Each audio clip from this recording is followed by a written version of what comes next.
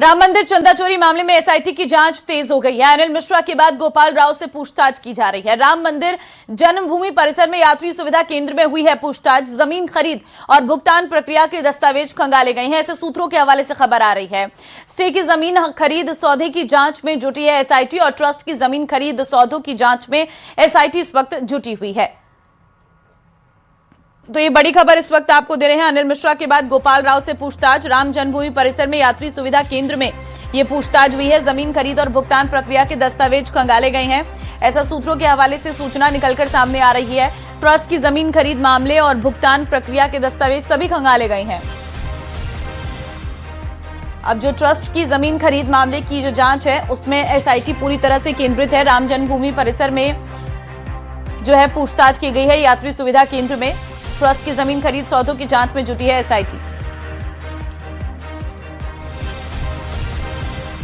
अनिल मिश्रा के बाद गोपाल राव से भी पूछताछ।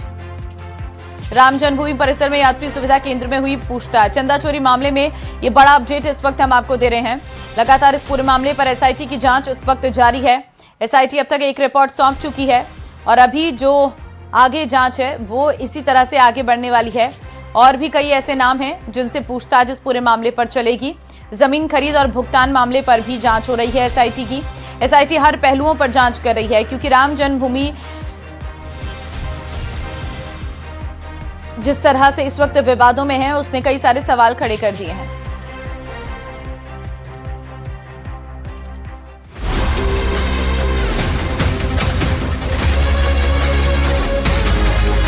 अयोध्या के राम मंदिर चढ़ावा चोरी मामले में अब कानूनी मोर्चा खुल गया है। अयोध्या बार एसोसिएशन ने श्री राम जन्मभूमि तीर्थ क्षेत्र ट्रस्ट के पूर्व महासचिव चंपत राय और ट्रस्ट सदस्य अनिल मिश्रा गोपाल राव के खिलाफ शिकायत दर्ज कराते हुए एफआईआर की मांग की है। बातचीत हुई, मुकदमा दर्ज करके कार्यवाही करेंगे। कितने लोगों को? चार। चंपत राय और ये राव जो हैं, क्या नाम? गोपाल राव, अनिल मिश्रा, किशोर। चलो। राम मंदिर चढ़ावा चोरी मामले में एसआईटी ने जांच का दायरा बढ़ा दिया है। एसआईटी अब श्री राम जन्मभूमि तीर्थ क्षेत्र ट्रस्ट के वित्तीय लेन देन की भी गहन पड़ताल करेगी। ट्रस्ट के ऑडिट रिकॉर्ड और वित्तीय दस्तावेजों की जांच होगी। एसआईटी प्रारंभिक रिपोर्ट राज्य सरकार को सौंप चुकी है। एसआईटी को 15 दिन का एक्स्ट्रा टाइम दिया गया है। अयोध्या में राम मंदिर चढ़ावा चोरी मामले में सुरक्षा व्यवस्था और कड़ी कर दी है। श्री राम मंदिर ट्रस्ट के ऑफिस की सुरक्षा बढ़ाई गई है। कार सेवकपुरम की सुरक्षा व्यवस्था भी मजबूत की गई है। जानकारी के मुताबिक तीर्थ क्षेत्र भवन की सुरक्षा में 4 दरोगाओं की अतिरिक्त तैनाती है। पीएससी का एक दस्ता भी सुरक्षा में है। ट्रस्ट के पूर्व महासचिव चंपत राय की सुरक्षा भी बढ़ा दी गई है।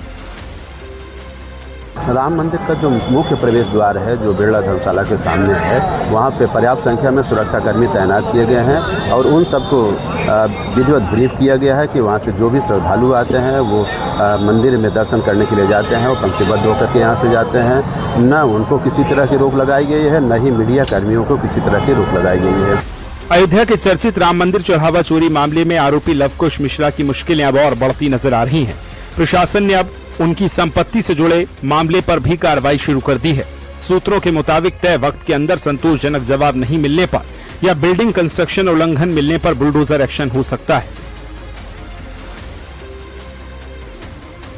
वहीं कथावाचक देवकीनंदन ठाकुर का कहना है कि देश भर के प्रमुख सनातन मंदिरों में बेहतर प्रबंधन के लिए सनातन बोर्ड के गठन जरूरी है। देखिए, सनातन बोर्ड में होगा कि गरीब बहन बेटियों का विवाह होगा। सनातन बोर्ड में होगा प्रत्येक बच्चे को मॉडर्न स्कूल में, मॉडर्न गुरुकुलम में ये साइंस विद सनातन शिक्षा ऐसी मिलेगी कि वो इंजीनियर भी बनेंगे, डॉक्टर भी बनेंगे, वकील भी बनेंगे, लीडर्स भी बनेंगे, आईएएस बनेंगे, आईपीएस बनेंगे, लेकिन संस्कारी बनेंगे। उन्हें पता होगा कि मैं मंदिर के पैसे से ही बनाऊं तो मुझे अब धर्म बचाना भी है और देश बचाना भी है। वो ऐसे बनेंगे। पहली बात, शंकराचार्य, चारों शंकराचार्य। एक तरफ राम मंदिर चढ़ावा मामले में जांच के चलते सुरक्षा एजेंसियां अलर्ट पर हैं, वहीं बार एसोसिएशन ने भी आरोपियों पर कड़ी कार्रवाई के लिए मोर्चा खोल दिया है। Bureau report, news 18 UP Uttarakhand.